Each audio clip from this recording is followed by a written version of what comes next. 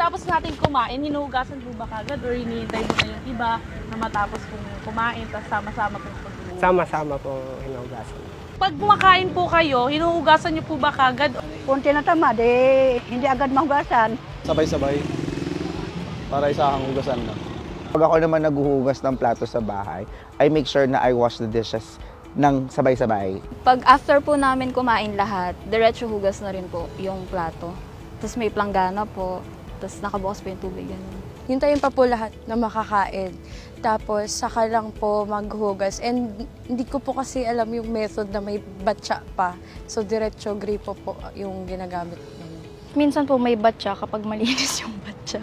Pero madalas gripo po. Diretso gripo. Ang practice po kasi sa bahay namin, sabay-sabay talaga kaming kumakain. So, once na matapos lahat, ligpit, sabay hugas na. Ini-stock muna sa lababo. Tapos hugasan na lang po pag gabi.